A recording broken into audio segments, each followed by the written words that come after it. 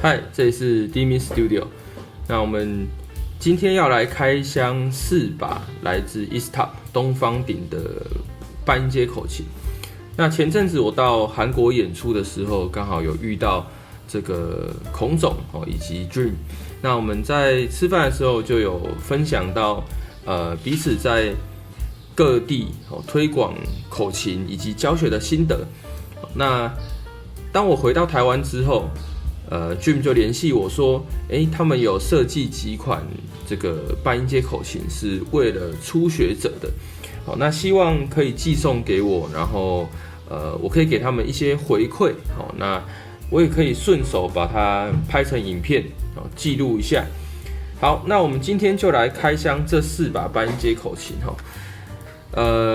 东方的半音阶口琴，它的产线我并不是很了解。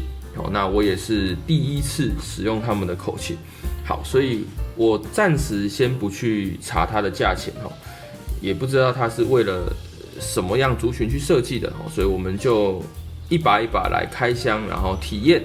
好，第一把是这个 Foreigner 2.0， 好，那大部分的人应该是把它翻译成先行者，先行者 2.0。好，那我们就来开箱咯。好，盒子打开，可以看得到它是用一种像这种拉链式的琴盒，那我觉得还不错。拉链式的琴盒对于新手来讲确实蛮友善的，比较不会摔到，然后琴盒就打开来。好，口琴打开，好，里面有一块布，然后一张纸，那这个很基本的配备，那我们主要还是来测试一下口琴。好，口琴的本身完全新的，来听一下按键声。我觉得顺畅度，然后声音我也觉得还可以，那可能上点油应该会好一点。好，试一下。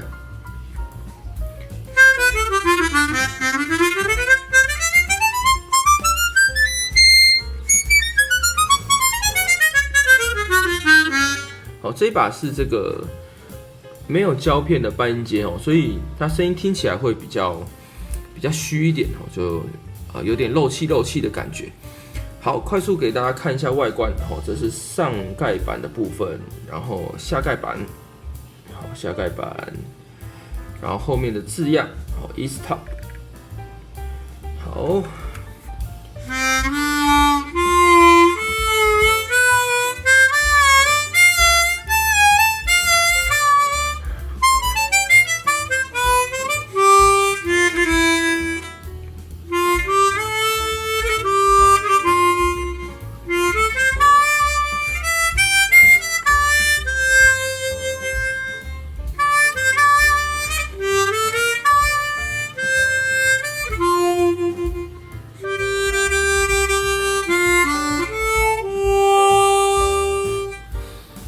初体验，我觉得这一把琴，我觉得它的音量有点偏小，然后因为它没有胶片的设计，所以它的气密度不能算是好，那就是一把有声音的口琴。那我觉得如果要它加入我的生活的话，我觉得我可能会在冬天的时候带它去教学，至少我在示范演奏的时候，口琴一拿上手，我不用担心它会有粘胶片的问题。OK， 好，第一把琴我们先放旁边。好，第二把琴是这个 King Dream， 给大家看一下。纸盒的包装，然后外观上它看起来好像比较像是这个类似270Honor 270的这个外观。好，那我们先打开来看一下。好，内部的琴盒好长这个样子。好，那它也是用一个拉链式的设计，那我个人觉得这个还 OK。好，口琴打开来，里面有一个纸包住它，那一样有布跟说明书。好，那我就先放旁边。好，一样给大家先看一下外观。黑色盖板，我个人其实蛮喜欢这种黑色盖板的，因为我觉得比较独特一点。好，然后后半段的地方，好，琴的底部。好，一样按键试一下，然后给大家听一下声音。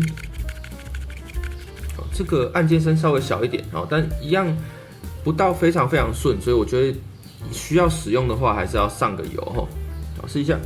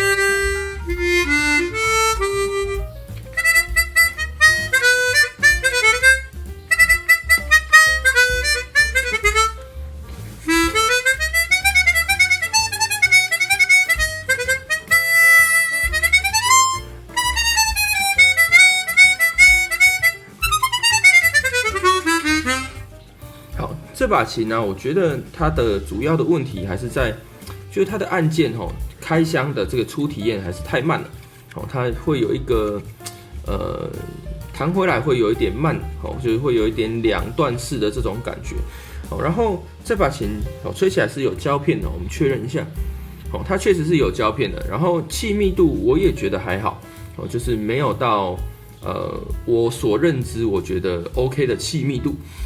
然后吹起来的音量有比我们刚刚测试的这个先行者还大声一点点。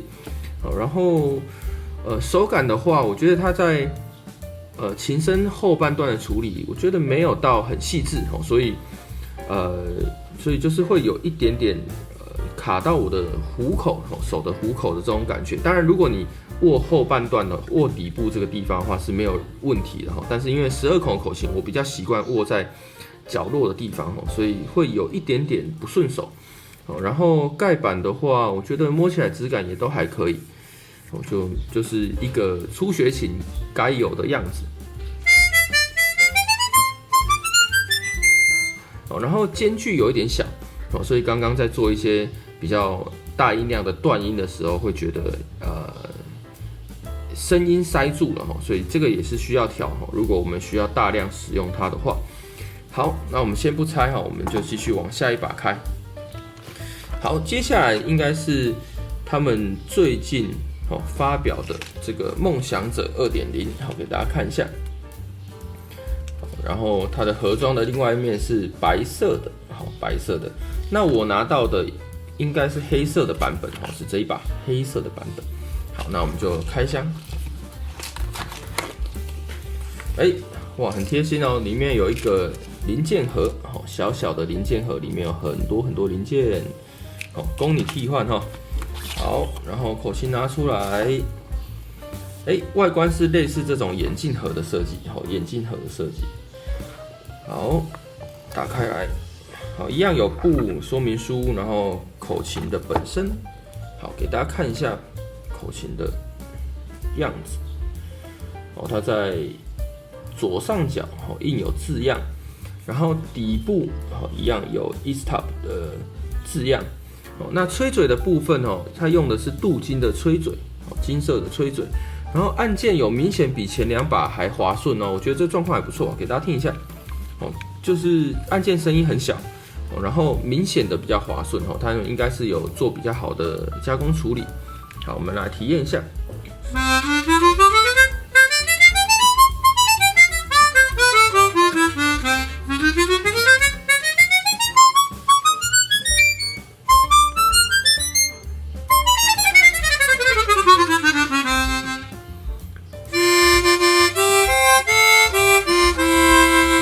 好，这把琴还不错，就是在一吹下去的时候，你就可以明显感觉到比前2把琴好，比先行者、比这个 King Dream 还好蛮多的哈。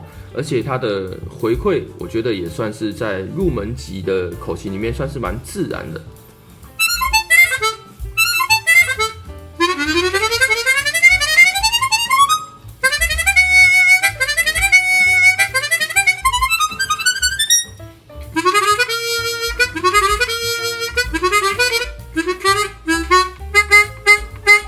好，这个间距有点小。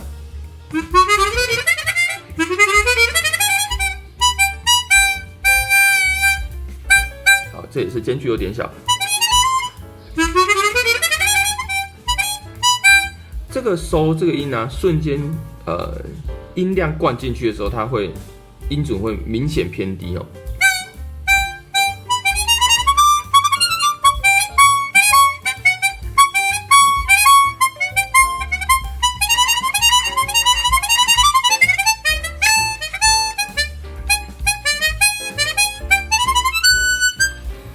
好，我觉得这把琴的气密度哦，这个确实比前面2把琴都还好哦。当然，它有一些簧片就是在快速吹奏的时候，它会闭簧哦，所以这个主要是间距上的问题哦。我们如果要大量使用这把琴，我们需要调整它哦，调到适合我个人使用的间距哦。那胶片部分，刚刚有听到像这个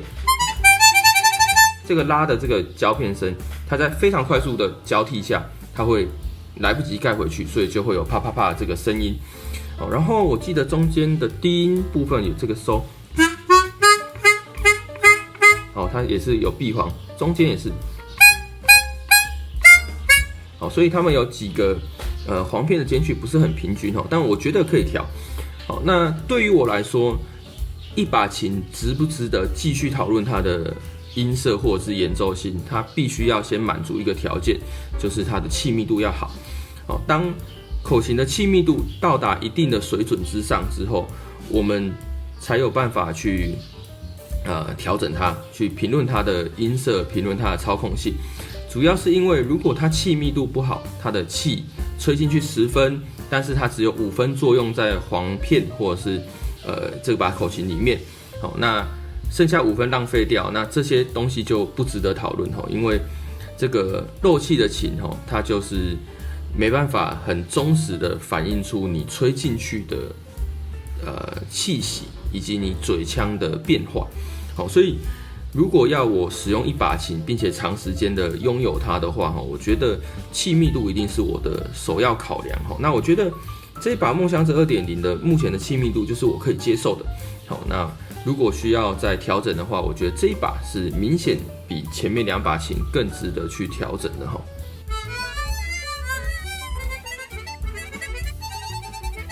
好，我觉得它的簧片反应速度，我觉得 OK 算蛮快的，我觉得可以接受。好，那这把琴我们一样先放旁边。好，那我们接下来来开最近 ESTOP 的新发表的这把琴，叫做 ET12。好，那全新的都还没开，那我们现在来把它打开。哇，这个包装很厚实哦。好，那它也是用眼镜盒的方法，来给大家看一下 ET12的外包装。好，我们把琴打开。我拿到的是白色的版本。好，那一样口琴部先放旁边。我拿到的是一把白色的版本。里面一样有说明书，给大家看一下。好，琴的部分，然后后端的撑片。好，那这个就像是 Hohner 的这个 CX12 的设计哈，那我们先来体验一下。这个按键头它是做弧形的，它不是像其他的是做圆的，它是内凹的弧形。好，在这个地方它会比较扣合手指一点。好，然后给大家听一下按键声。好，然后看是不是一样是可以把它拆出来的哈。然后里面在琴身的地方也是有加了一个金属的垫片，然后弹簧，这个弹簧是怎么弄？这个弹簧，它弹簧是坐在左边的地方。好，我们试一下。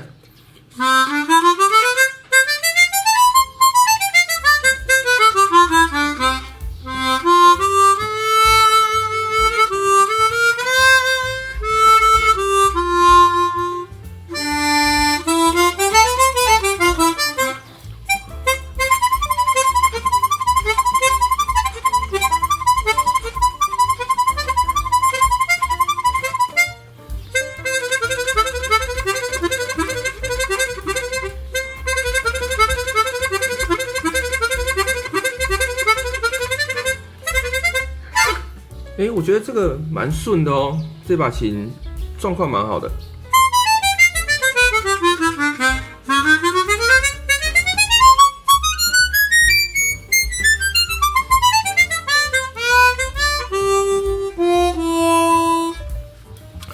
我初次的感觉，我觉得它的琴身的后半端好像比奥丁窄，就是比奥丁的这个开口更窄一些，所以它在做手正音的时候好像比较顺。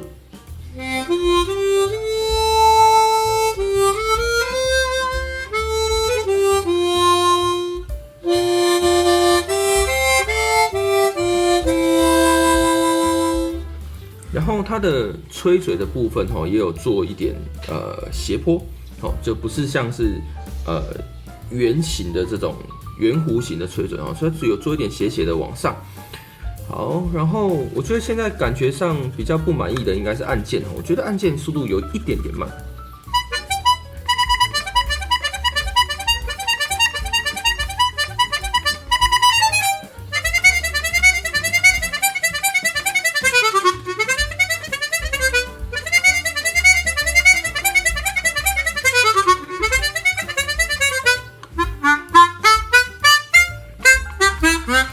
间距有点不平均，但是我觉得，整体的吹感是好的，就是它簧片给你的反应速度，然后它的气密度，我觉得整体都是好的。好，我们快速来拆一下，因为这个设计就是方便拆但是我觉得它不太方便维修。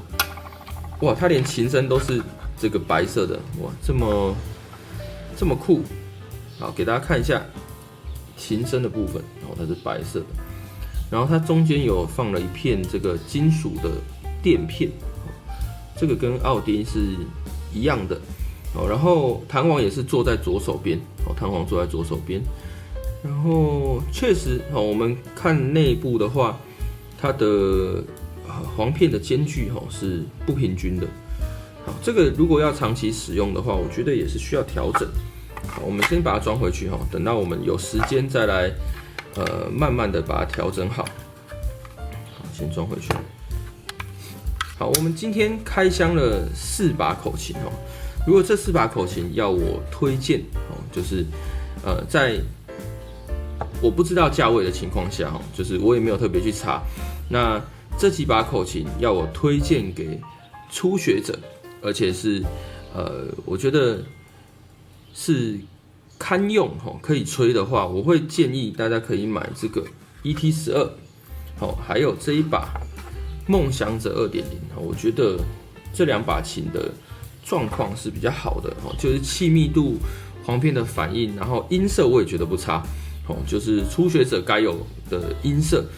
那这2把琴我觉得可以用，然后先行者这把琴，因为它是没有胶片的设计，所以这把琴我觉得冬天练口琴还可以，但是如果你要它长期使用，我觉得不太行。然后这一把King Dream 我也是类似的感觉，就是我觉得它的气密度不够好，所以对于初学者来讲，他音量吹不大声，他也没有办法感受到他自己嘴型错导致音色怪怪的这个问题。OK， 好，那我们在收到东方鼎口琴之后的简短开箱，我们就先到这边。好，那未来如果我有在长期使用它，再继续拍一些影片来跟大家分享一下之后的使用心得。好，那这支影片先到这边了，这里是 D Min Studio， 我是大明，我们下次见，拜拜。